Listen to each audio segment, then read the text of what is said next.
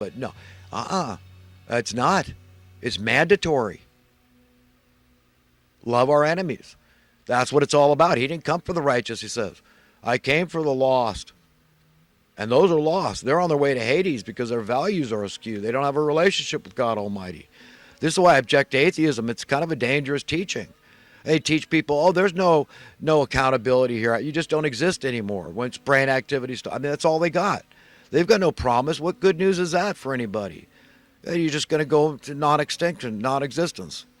Extinction. That's all. I mean, we've got to believe we're accountable. I mean, you got to believe that the good things you do are being stored up. You get to keep your character.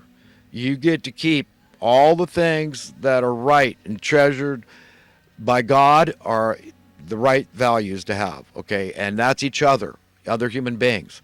And those that are on the path to destruction, you don't want their blood on your hands or heads. So what the believers do, they reach out to them and try to convince them to jump off the ship of fools that's quickly careening to destruction, end up in Hades, okay? Because there has to be a separation. There's only two places to go. It's like, you want to end up in some place like Dante's Inferno of hell? I don't.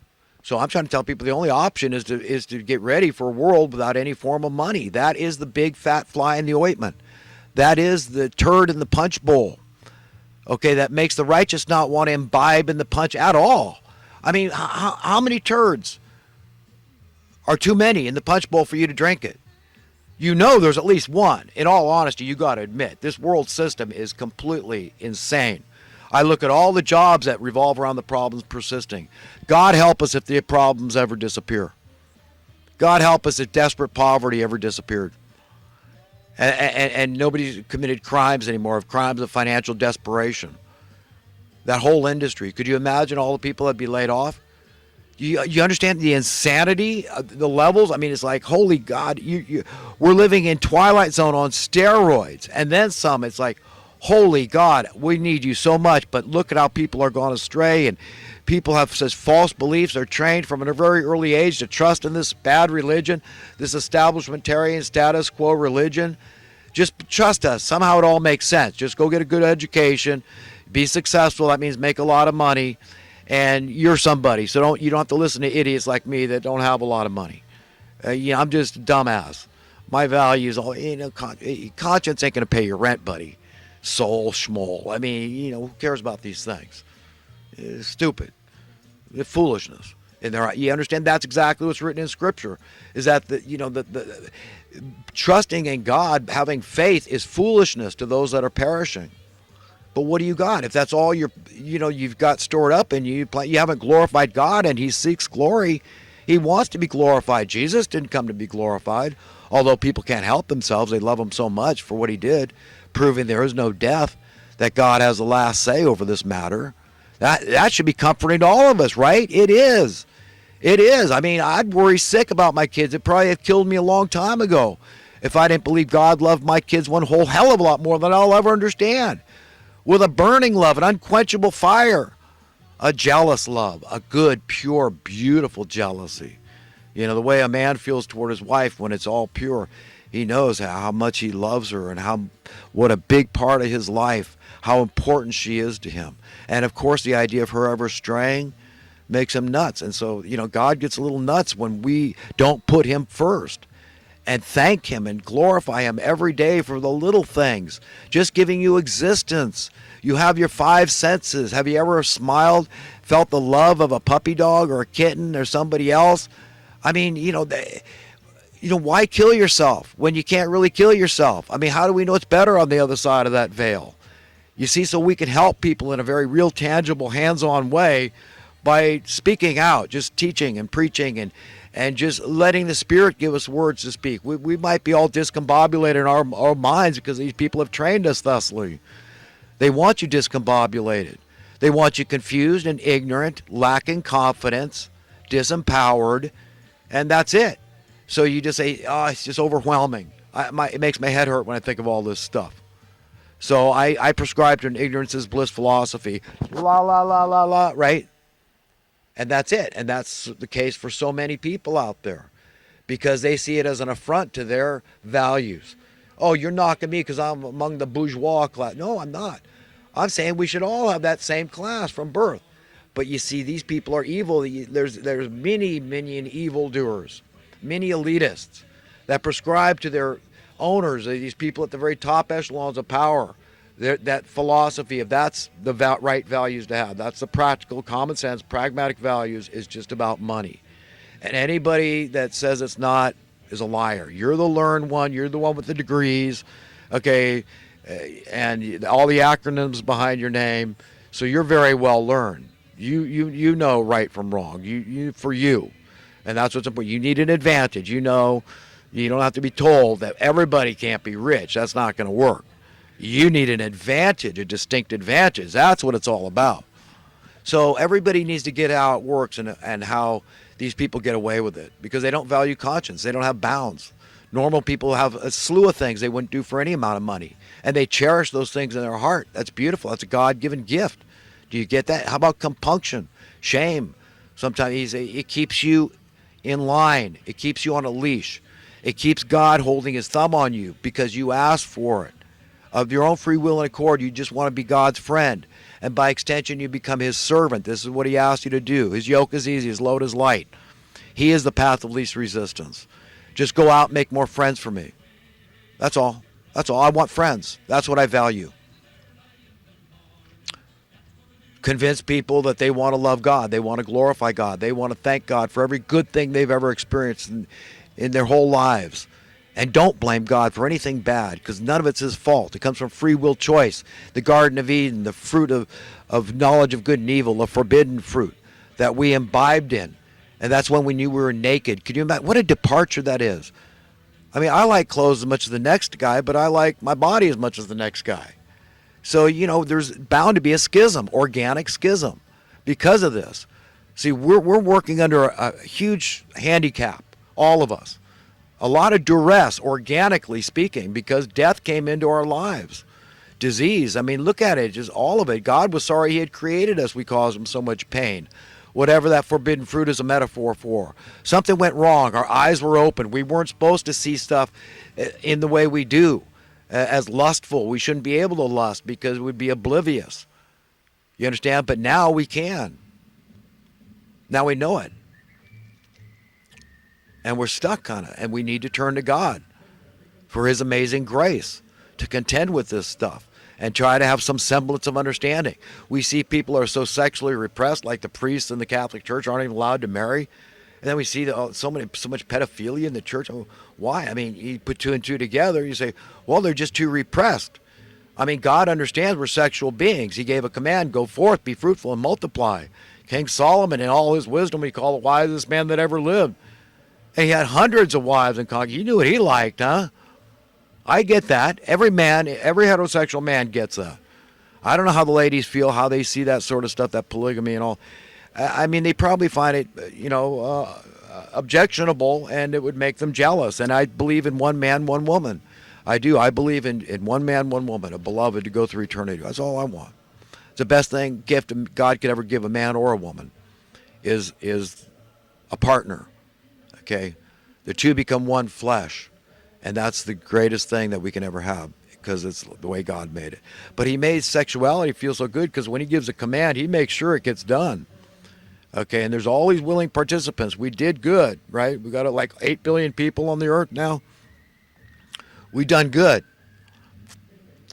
But we understand why. Why did God do everything? Because it felt good. He wanted to. He loves to procreate. So it all makes perfect sense. You got to do something. You got all eternity. You got all this power. Might as well do something. Build these little creatures in your image and likeness. I mean, he's done the dinosaurs, all the other creatures. Look at all the flora and fauna. It's mind-boggling. And the universe, we can't imagine. I mean, it could be countless. We might not be able to count how many inhabited planets with beings just like us, just with a different history, at different stages of evolution. We could find out. Maybe someday we'll learn, wow, this is their history. Wow, they're far more enlightened than we. Now let's catch up to snuff here.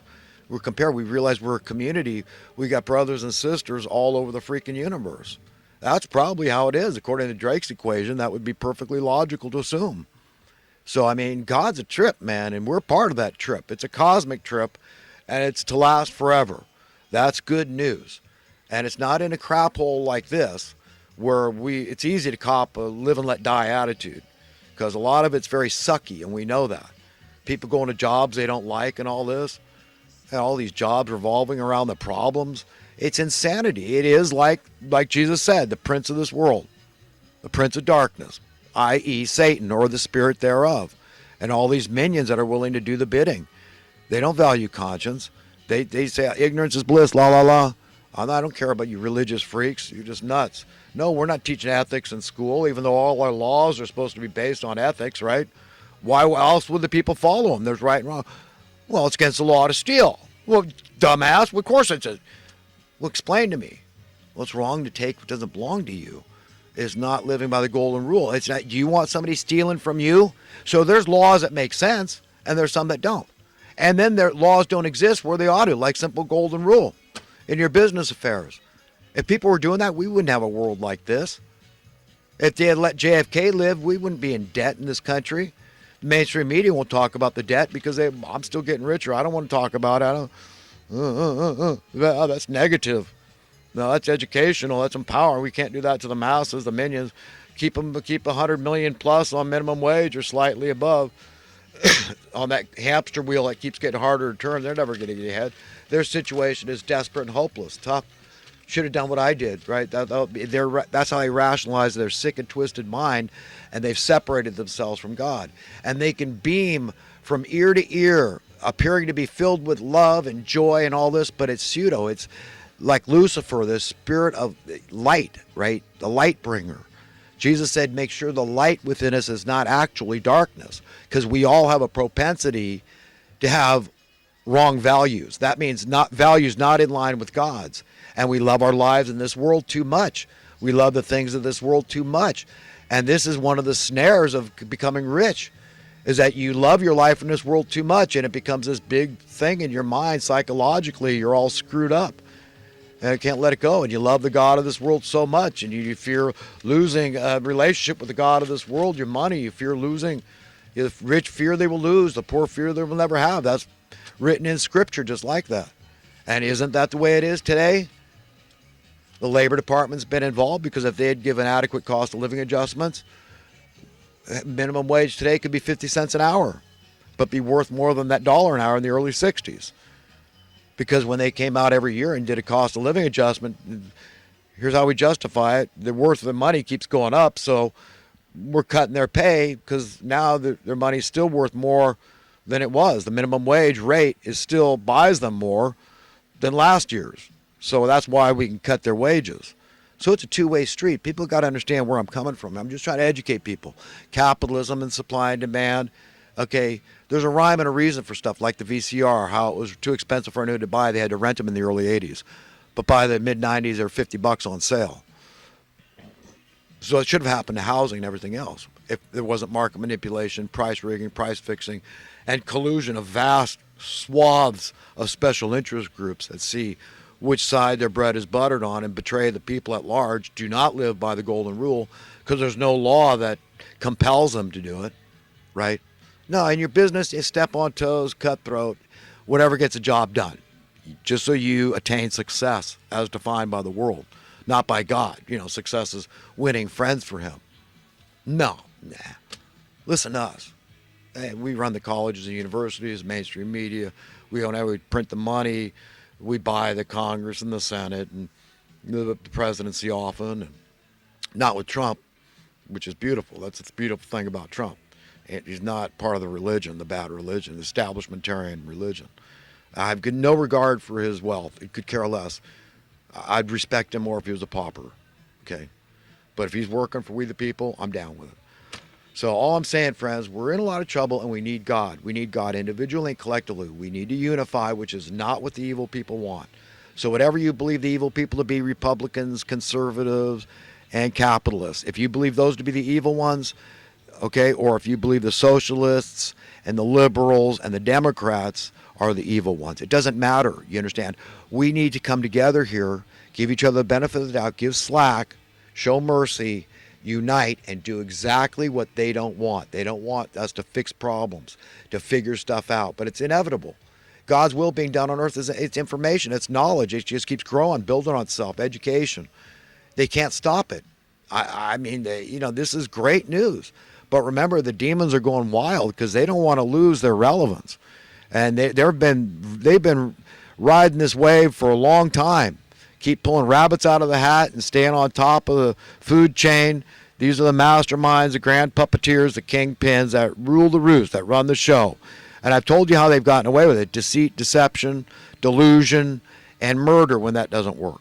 Killing the head of the state of the most powerful nation on earth, i.e. America, with JFK, okay?